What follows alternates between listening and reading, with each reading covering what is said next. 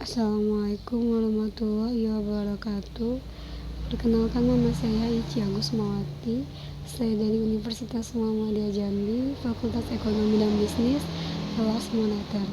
Di sini saya akan mempresentasikan resume yang saya buat, resume akuntansi biaya dari bab 5 sampai bab 10.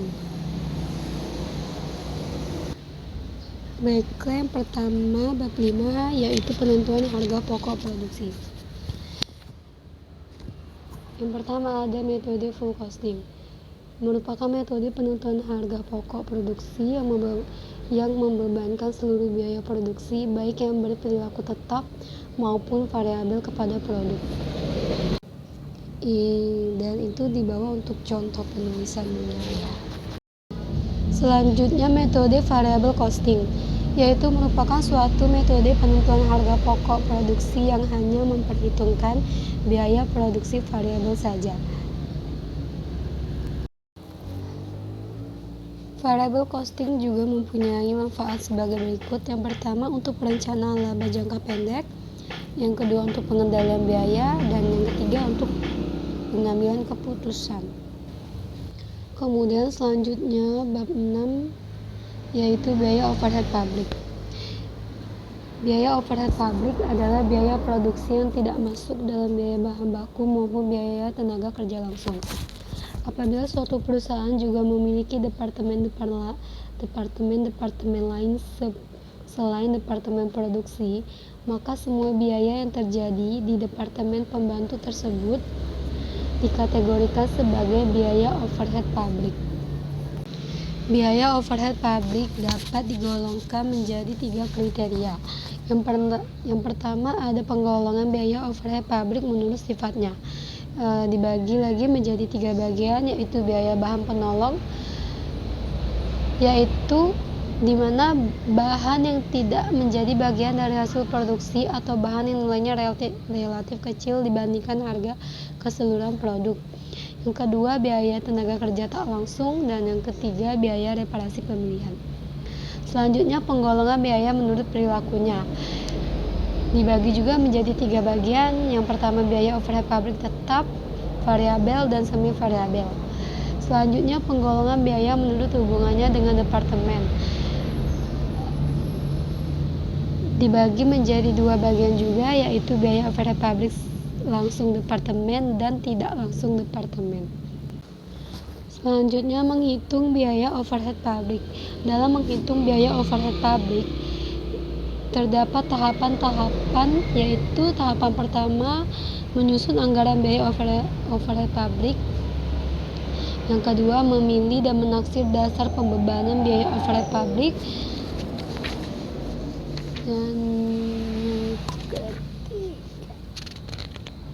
Dan yang ketiga yaitu menghitung dengan rumus. Bab 7, biaya bahan baku. Biaya bahan baku adalah seluruh biaya untuk memperoleh sampai dengan bahan siap untuk digunakan, yang meliputi harga bahan, ongkos angkut, dan penyimpanan serta lain-lainnya. Berikut ini uraian sistem pembelian lokal bahan baku.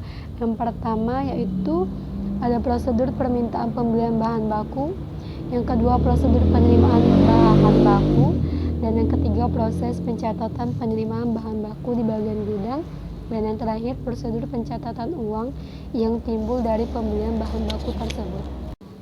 Penentuan harga pokok bahan baku.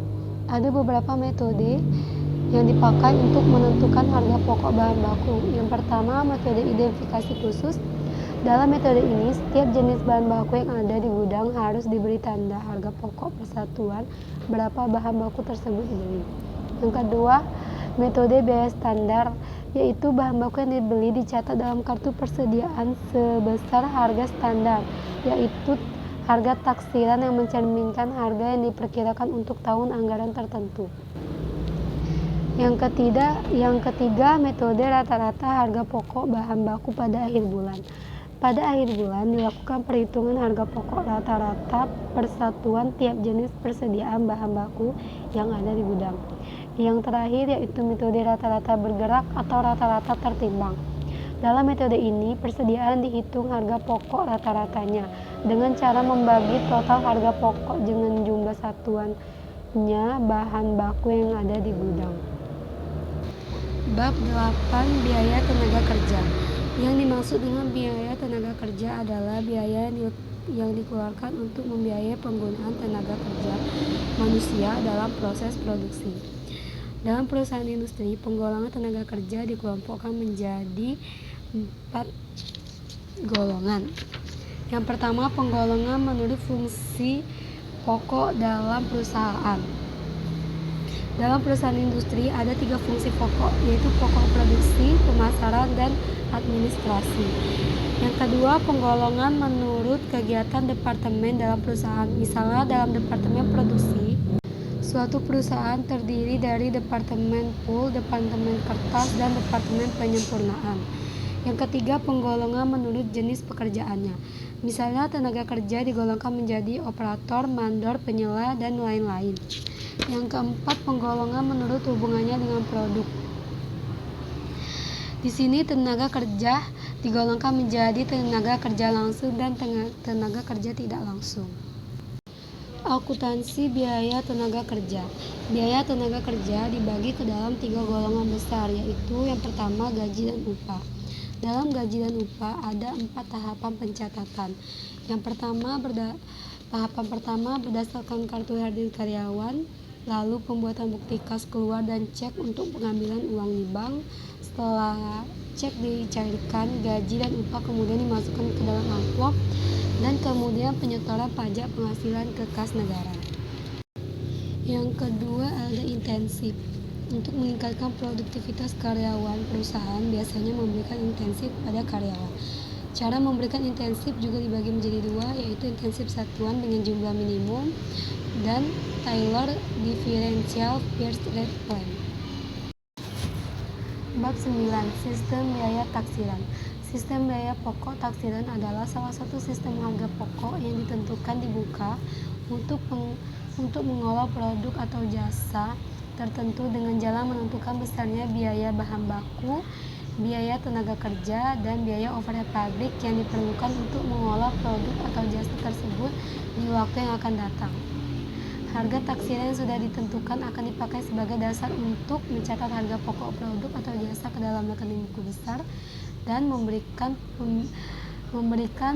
perbandingan biaya taksiran dengan biaya yang sesungguhnya.